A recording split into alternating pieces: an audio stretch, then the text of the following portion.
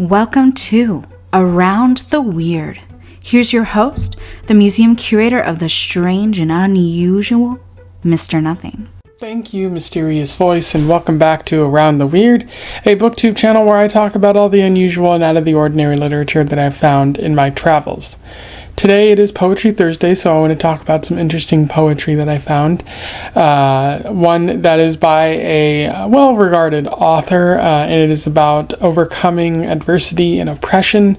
I am referring to Still I Rise by Maya Angelou. For those who don't know, and I have a hard time believing that there might be people who don't know, at least in Western culture, about this writer, but for those who don't know, Maya Angelou was a black writer who lived throughout the 1900s and into the early 2000s. She was known for her poetry, and she also wrote I Know Why the Caged Bird Sings, pretty memorable story there, which I haven't read yet, but I do intend to read. I know it's critically acclaimed, and she's just a writer that's worth checking out.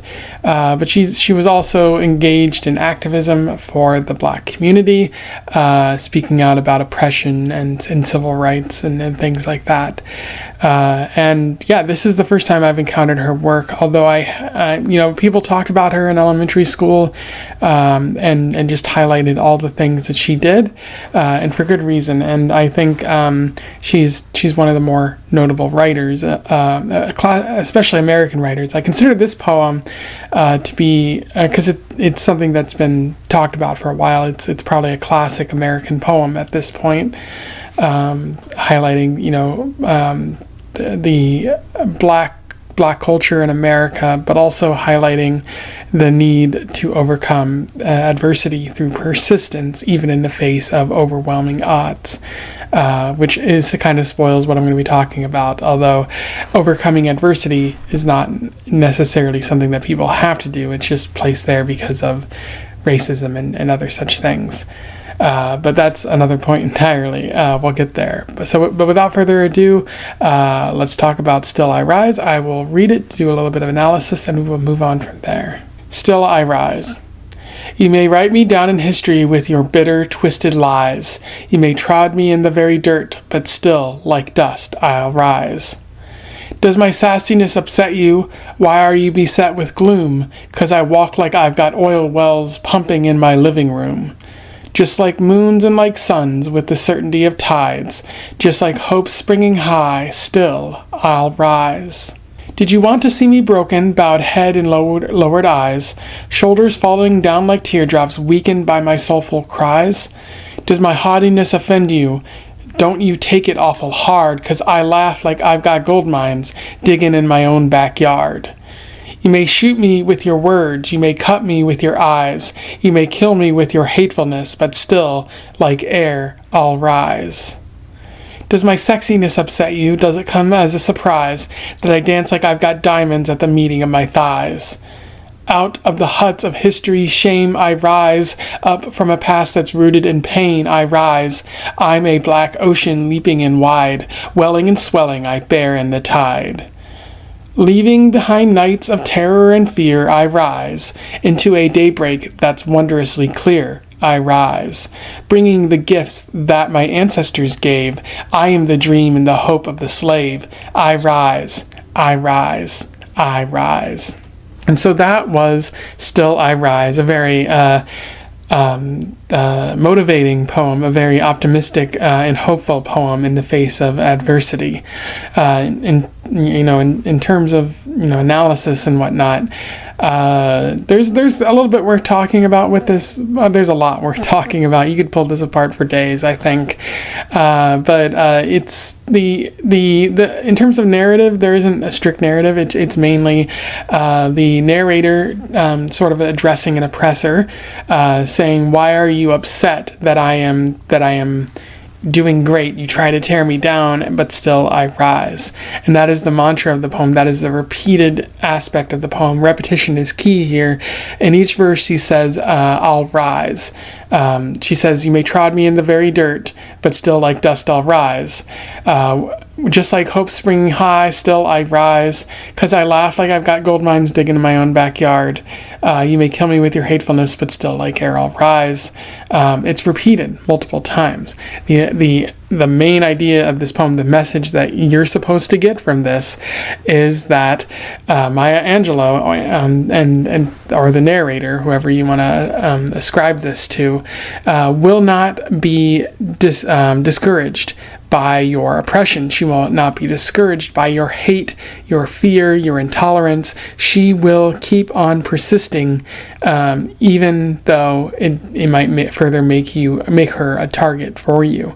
That is the main idea, is to kind of push through and hope for the best, because one day you will be dead. The oppressor will be dead, not you specifically, but the oppressor will be dead, and you will have risen above, and it is you that history will choose to remember, as history has chosen to remember Maya Angelou and many of the people who fought for civil rights, even though they might have died or been persecuted in a number of ways.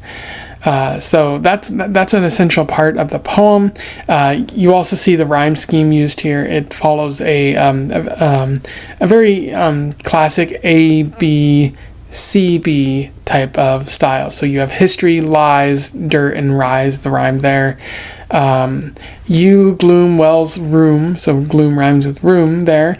So it flows pretty smoothly, and then you get to the later verses, where it doesn't follow that scheme as well. It says, out of the huts of the history's shame I rise, up from the past that's rooted in pain I rise. I'm a black ocean leaping and wide, welling and swelling I bear in the tide. So a bit different there, but it sort of goes from like a sort of addressing to more of a personal kind of statement, like again a mantra that you would repeat to yourself, like I rise, leaping and wide, welling and swelling I bear in the tide, kind of a message that you want to send to others who might be oppressed like you. So the rhyme scheme definitely plays a role in this poem.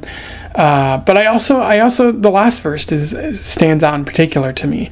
She says, leaving behind nights of terror and fear, I rise. Into a daybreak that's wondrously clear, I rise.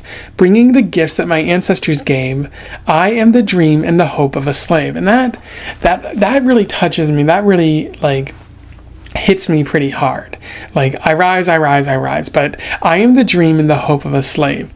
Talking about, your ancestors, and where you're at now, and how you have risen, you have persevered, even though there's been centuries of violence and oppression towards people who look like you, and that might not be the case going forward. There is a lot of hope in that final verse. There is still, the perpetual struggle that people of color face in America, but there is hope that one day, with enough work and enough fighting, you can overcome all of those forces that wish to do harm, and yeah, that's really motivating, even as a white individual, to see that. I'm if I work together, if I help as much as I can, I can help these people rise. It's not due to me alone. I'm not taking credit for it or anything like that, but I want the vision that Maya Angelou had to come to fruition for everybody. Anyway, those are my thoughts on Still I Rise by Maya Angelou. A fantastic, amazing poem, essential reading in these troubled times, as always. Essential reading just for any time there's oppression or anything like that in America, because it's not specifically, although it does mention slaves, I don't think it is specific to one particular group. Although Maya Angelou was talking about one specific group. I highly recommend that you check it out if you haven't done so already. Look in the description below. I would love to hear from you. Otherwise, comment or share, and subscribe so that more people can find out about this poem or this poet if they don't already know. And until then, I wish you the best of luck in your weird and oppression-fighting travels. Farewell.